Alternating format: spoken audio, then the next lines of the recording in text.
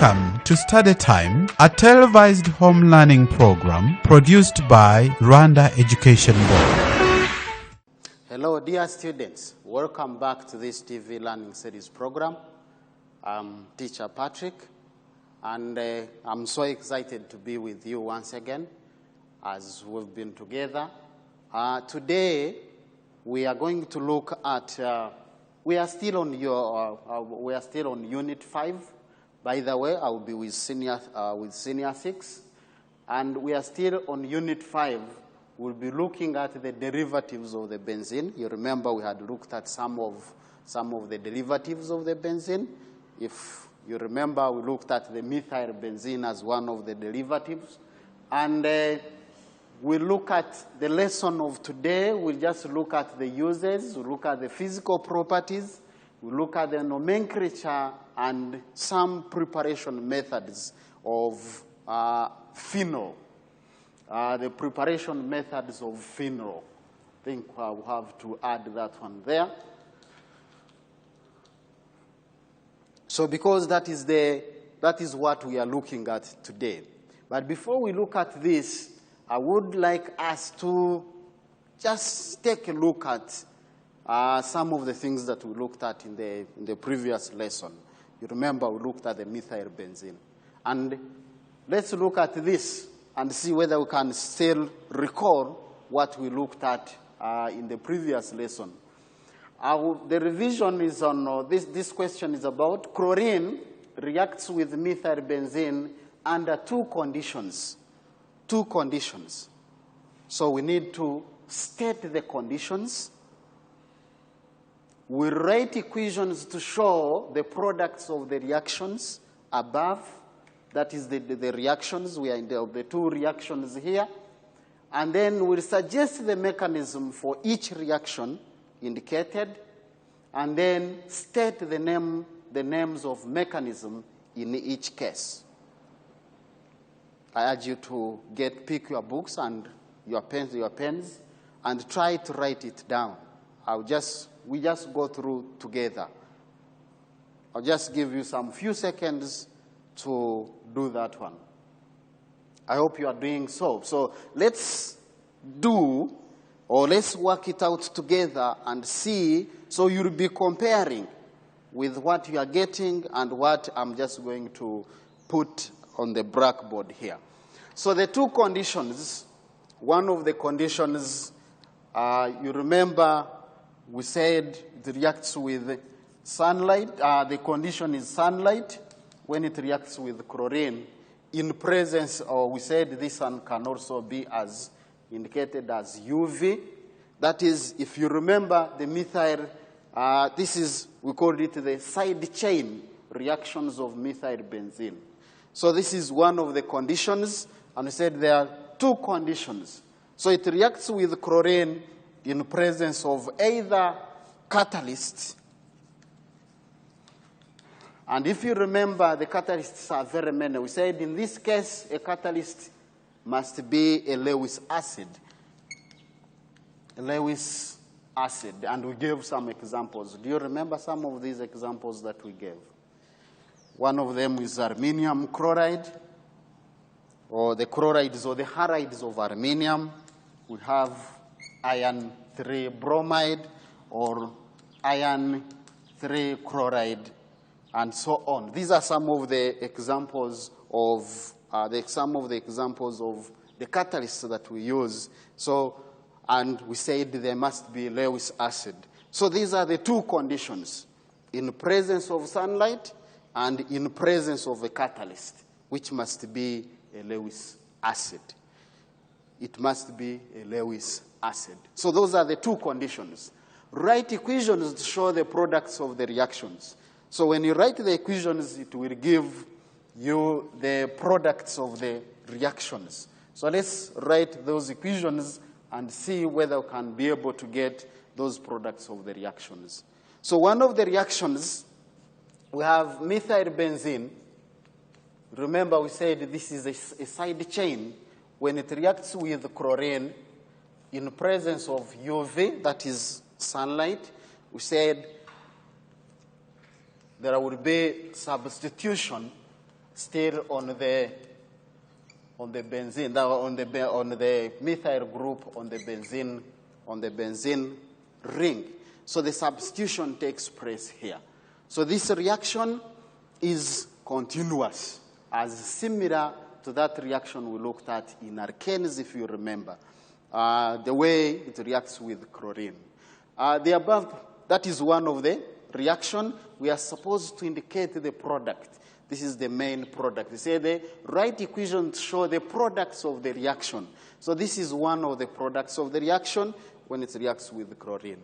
So another one would be, this is methyl benzene, and then it reacts with chlorine, this time in presence of aluminum chloride as a catalyst, which is acting as a Lewis acid, and then it produces. So this is another reaction. So this one produces plus hydrochloric acid. So this is a substitution reaction. So substitution in the ring. So it will be electrophilic substitution in the ring. So these are two different. So depending on the conditions that are used, we are using ultraviolet rays or ultraviolet light. There will be side chain substitution. When we have no, there will be now we said this is side chain reactions, whereby the chlorine substitutes the hydrogen of the methyl group that is attached on the methyl benzene. So when it comes to, when we have chlorine can also again react with methyl benzene in presence of aluminum chloride as a catalyst, and we said this is substitution in the ring, not on the side chain. So that is what we talked about. Those are the products, the two. This is chloromethyl benzene, and then 2-chloromethyl benzene. So we have part C. Suggest the mechanism for each reaction. So we'll start with the first one. So this is part A, this is part B. So the part B, sorry. So we'll go to part C. Suggest the mechanism for each reaction. We need to suggest the mechanism. So even before we suggest the mechanism, they say state the names of the mechanism. So if you can be able to state the name of the mechanism, then that means you still remember the type of the mechanism. So that is, this one is free radical substitution. So that means I'm answering part D before we reach there. Free radical substitution. The same mechanism as it is undergone by the alkenes. So this is, we said this reaction, the free radical substitution, takes place in 3 steps. You remember there is initiation, there is a propagation, and then there is termination. So we start with the initiation, where the chlorine molecules, the bonds break. So these bonds are breaking homolytically. So the bonds are breaking homolytically. So we call it homolytic fission. So the chlorine bonds, these bonds are breaking equally. And that one, the UV, that UV, that is form of energy, is the one that that is used to break this bond between chlorine and between the chlorine molecules. And then it will form 2 chloride radicals. Radicals are free. They are free radicals. They contain unpaired electrons, and they are very reactive molecules. So what happens in the next step, that is, we go to the propagation step. So in the propagation step, the radical now removes 1 hydrogen from the methyl group, and that means it will form CH2. This is the methyl, this is the benzene ring. This is the radical, plus the hydrogen chloride. So it has substituted the hydrogen here. One hydrogen has been removed. So this radical now combines with more other chlorine molecules. So this is hydrogen chloride. So you'll have this radical, now this one that has been formed,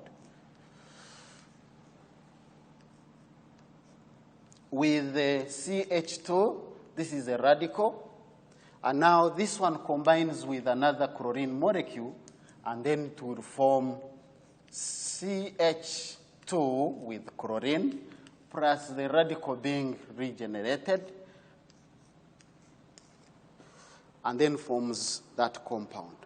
So this is the first compound that is formed. So this is step number 1, this is step number 2, and this is step number 3. So this step number 2 and number 3 are repeated several times until all the hydrogens have been substituted, and then you'll have, when step number 2 and 3 are repeated, then you'll have these two products forming. You'll have this product forming, chlorine, and you'll have, and this is another product that will be formed as a result of repetition of step number 2 and step number 3. That is how it takes place. This is free radical substitution. I'm even answering part D of the question. Free radical substitution. So the second reaction, we had looked at this one even before. If you remember, we looked at this mechanism. The other time we never looked at this mechanism, but this one we had looked at it even before when we were looking at the same reactions undergone by the benzene. You remember we said this methyl group is electron donating. It has positive inductive effect, and then it directs other substituents that are coming to position number 2 and number 4. Actually, in this reaction, you have two products, two main products that are being formed.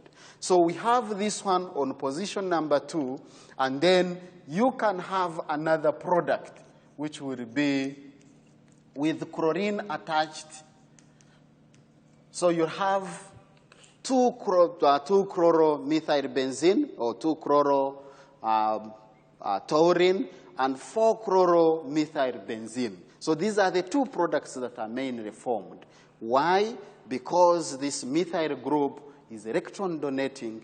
It increases the reactivity of the benzene ring and then directs other substituents to position number 2 and position number 4. So let's now continue and look at the sum of the uses, because we are looking at the phenol this time.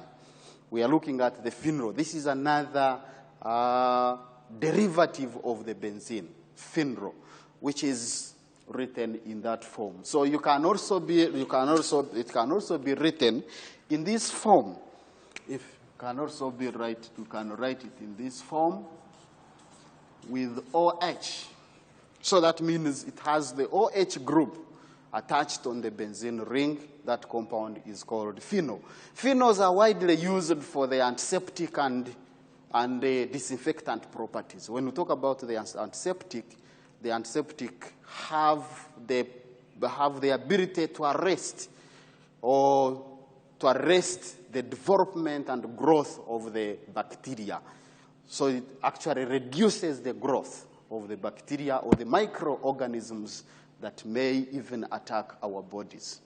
And they are also used as antioxidants. What do we mean by the antioxidants? These are substances that reduce or delay the damage of our cells. Antioxidants. So these antioxidants, our bodies also produce antioxidants. The immune cells within our bodies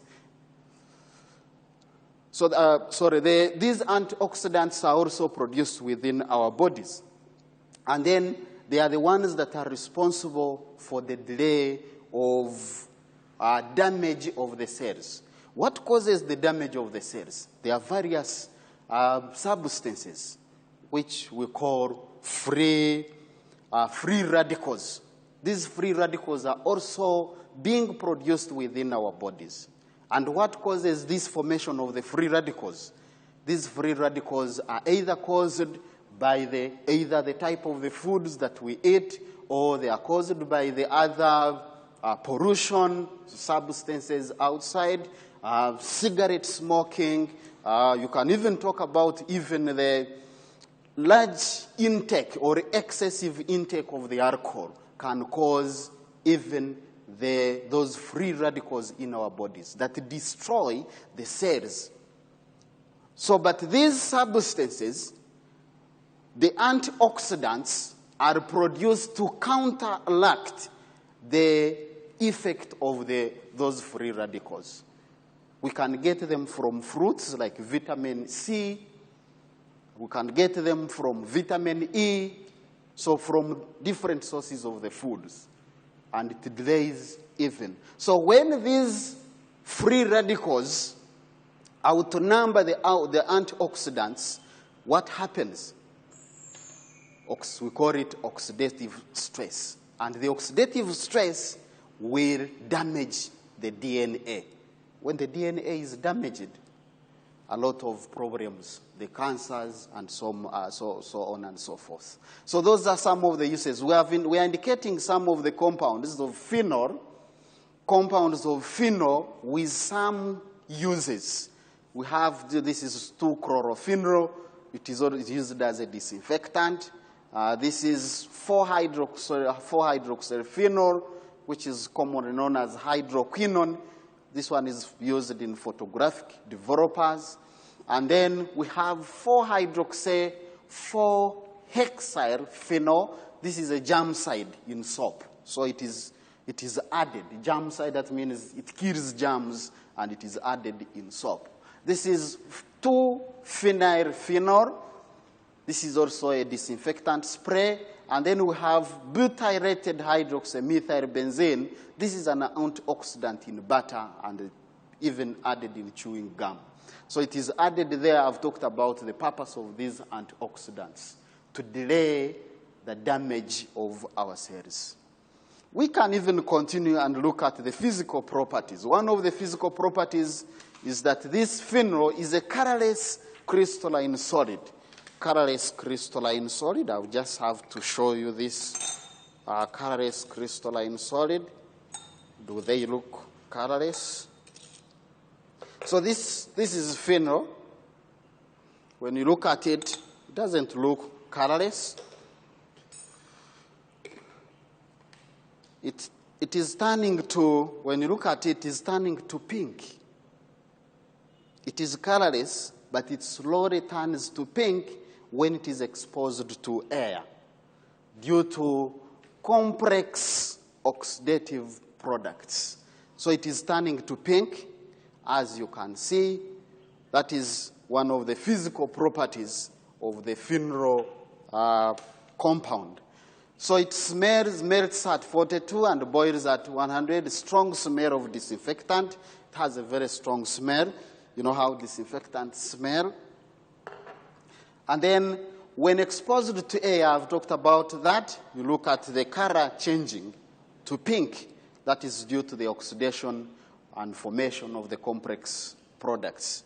It forms hydrogen bonds with water. So substances that form hydrogen bonds with water are supposed to dissolve in water. Let's see whether it dissolves in water. This is the water we just brought here. And then we add some water.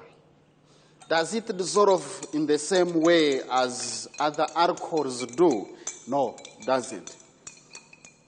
The solubility reduces, but it is fairly soluble.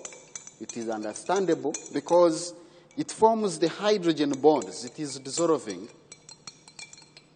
But even when you look at it slowly, when you look at it keenly, you see it doesn't dissolve as faster as the alcohols. We had seen even some alcohols.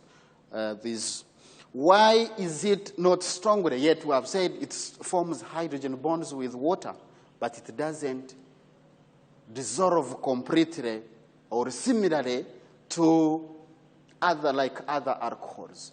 So they reduced because of the benzene. This benzene ring here that we are looking at increases the carbon content. And if you remember what we talked about in the physical properties of the alcohols, we said that the solubility decreases as the number of carbon atoms increase. Solubility decreases as the number of carbon atoms increase. Why? So as the number of carbon atoms increase, you will have the intermolecular forces, the actually we talk about the van der Waals forces, now outweighing the hydrogen bonding. And that means that reduces the solubility. Here, we talk about the hydrogen bonds, but its solubility is reduced due to the hydrophobic. Hydrophobic means water, hydro means water, and phobic means heating. So hydro, water, phobic heating. So that's hydrophobic heating. This ring here is non-polar, and therefore it heats the water. So because of the large number of the carbon content in benzene, that reduces its solubility in water. But when warmed up to temperatures slightly above 66 degrees Celsius, it becomes completely soluble in water. So we can look at some of the phenol compounds. We had even talked about this. This is phenol, and we said because the phenol, the compounds that have OH, which if it is a benzene, so it takes all the names, all the compounds will be based on this one. So these others will be substituents. That's why we call it 2-chlorophenol. So the naming will be based on this one. 2,4, that is position number 2 and 4. They are chlorine, phenol. And then you have 2, 4, 6 trichloro. This is 1. That is 4, and that is 6, as you are numbering those carbon atoms in the ring. So 4-chloro, 3-ethyl dimethyl phenol. So here, they are different substituents. So what happens? You need to put them in the alphabetical order. So the alphabetical order is that the chlorine comes before the methyl. So you have to arrange them in the alphabetical order. So that's why chlorine comes first. And we say 4-chloro. Then as you move, because this one must be the OH, or that phenol, or that OH must be on position number 1. So it goes, and therefore as you're moving, you're counting from this to this direction. So you have the methyl on carbon number, this is number 1, number 2, this is carbon number 3, so this is carbon number 4. So that's where we have 4-chloro, because it is on carbon number 4. And then we have 3, the methyl group is on carbon number 3 and number 5, dimethyl phenol. This is commonly known as ditto.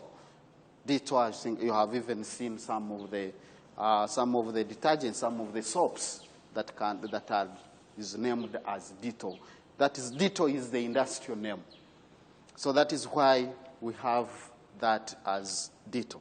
This is the chemical name. So we can probably also look at the preparation methods. How is the phenol prepared? Phenol is prepared through different methods. The first method is preparing from haloallenes. Allenes are aromatic compounds of the benzene. So this is haloallene, haloallenes, that is halogen attached on the benzene ring. So it will be benzene, rather chlorobenzene, sodium hydroxide under those temperatures will be able to produce this intermediate compound, and then in presence of water, it will produce the phenol as they want. So we can prepare even benzene, or rather phenol, from benzene sulfonic acid. This benzene sulfonic acid, But benzene sulfonic acid is prepared from benzene. So starting from benzene, then we prepare benzene sulfonic acid, then we add sodium hydroxide, and in presence of the acid, then we'll be able to produce the phenol that is needed. Another method that is commonly used is from diazonium salts. We'll look at the diazonium salts later on when we look at the amines. Diazonium salts are prepared when the amines reacts with the hydrochloric acid and then produce, this is the benzene diazonium salt. In presence of water, they are very reactive molecules. In presence of water, they will produce phenol or hydroxybenzene. So from cumin, the cumin is isopropyl benzene. That is the chemical name. This is the industrial name. So isopropyl benzene can also be used when it is oxidized, and then the product is added into the acid, then we'll get phenol as one of the products that can also be used. It can also be prepared from a Grignard reagent. Maybe this can be number 5. If you have a Grignard reagents, you remember we talked about these Grignard reagents. In presence of ether, this one will produce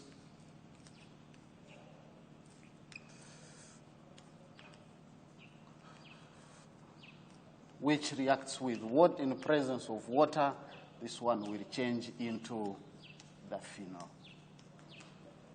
So that is another product that can be used to prepare also phenol. So this is what we are supposed to look at. We are supposed to look at the uses. We have seen some of the uses as disinfectants and as antioxidants, if you remember, main uses. So we have said these antioxidants can also be obtained from foods that we eat, especially the vitamin C, food like fruits, vitamin E, as one of the examples of those antioxidants. But we said even antioxidants, our bodies produce them. And then we said, what is the purpose of these antioxidants? We said they are supposed to delay the damage of the cells. And what causes the damage? We said the free radical substances that are continuously being produced within our body. So what are these? What do they? Those free radical substances are the ones responsible for destruction of the cells. Even the DNA, which we said when those free radicals outnumber the antioxidants in our bodies, then the DNA can be destroyed. That can lead to the cancer and even the aging. That one, you'll talk about it in details when you are talking about, when you are in DNA structure and chromosomes and whatever. So this is what we are supposed to look at, even the physical properties. So with that, I hope you've been with me. I thank you so much for being with me. And I hope to see you in the next lesson. Bye-bye.